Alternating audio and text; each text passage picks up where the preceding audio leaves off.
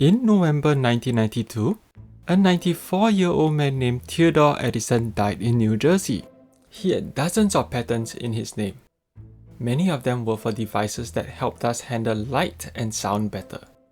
He was a brilliant man who earned a physics degree in MIT in 1923.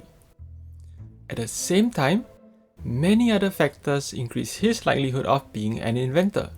He was white, male, and born into a relatively wealthy family. But perhaps one of his biggest advantages was that he had a mentor that had also produced inventions that helped us handle light and sound better. His father, Thomas Edison. We'll take a look at how each of these factors affects one's chances of becoming an inventor in the United States today. This video is based on a study by 5 economists. First, let's take a look at data on the universe of patent applications and grants in the United States between 1996 and 2014. Children born to parents in the top 1% of the income distribution are 10 times as likely to become inventors as those born to families with below median income. Whites are more than 3 times as likely to become inventors than blacks, and are still 60% more likely to become inventors even if you take into account income differences. And 82% of 40-year-old inventors today are men. This gender gap in innovation is shrinking gradually, but at the current rate of convergence, it will take another 118 years to reach gender parity. Let's take a closer look at the importance of childhood environment by studying children who have the same inventive potential but different household incomes. Third grade math scores are already highly predictive of patent rates, so let's use them as an imperfect proxy for inventive potential. Notice that even if 2 third graders have the same math score, the student from the high-income family is much more likely to become an inventor, suggesting that childhood environment plays a big role. Moreover, most of the innovation gap is explained by factors that affect children before they enter the labor market. If you attend one of these 10 colleges, parental income plays a relatively small role in whether you become an inventor, suggesting that children's levels of achievement around age 20 almost fully account for gaps in innovation between rich and poor. But math scores and college attendance are imperfect proxies of inventive potential, so let's take a look at the effects of childhood environment more directly.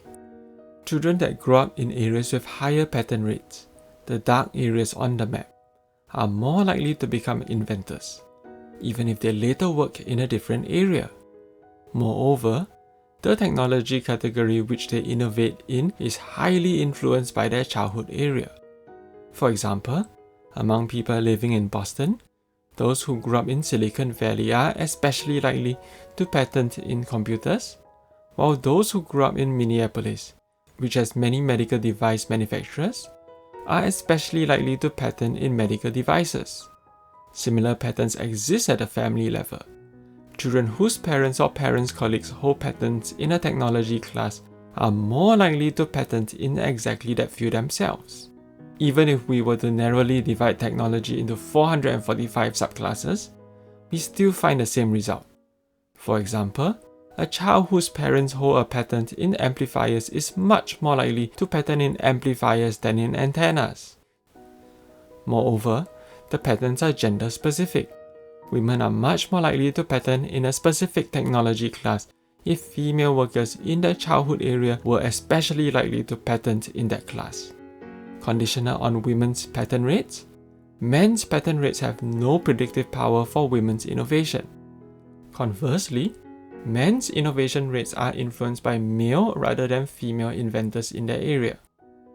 As long as mothers who invent amplifiers don't transmit their amplifier genes to their daughters and not their sons, childhood exposure to innovation causally affects the type of innovation one pursues. Finally, children who move to areas with higher rates of innovation among adults earlier in their childhood are more likely to become inventors themselves. A child moving from New Orleans, which is at the 25th percentile of the distribution in terms of the fraction of adult inventors, to Austin at the 75th percentile, would increase their probability of becoming an inventor by 37%.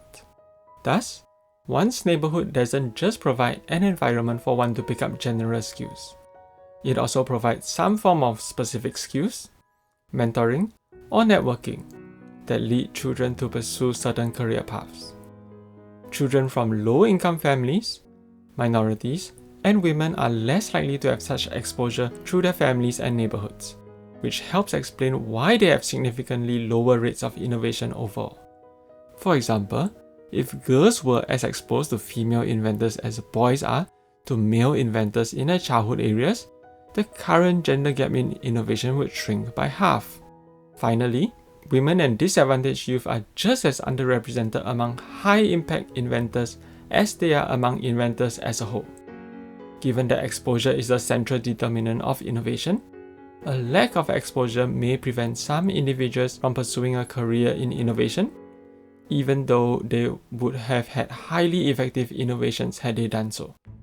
In other words, we may have many lost Einsteins. How can we find these lost Einsteins? We saw a graph earlier showing that even if two third-grade students have the same high math score, the student that comes from the richer household is still more likely to become an inventor. We find similar results when we divide by gender and race. High-scoring females are less likely to become inventors compared to high-scoring males. High-scoring blacks and Hispanics are less likely to become inventors compared to high-scoring whites and Asians. In other words, the lost Einsteins are probably high scorers from underrepresented groups. Increasing exposure to innovation among children who excel in maths and science at early ages, especially those from underrepresented groups, may help us save many of those Einsteins. Thanks for watching this video. I hope you like and subscribe. It will help this small channel grow.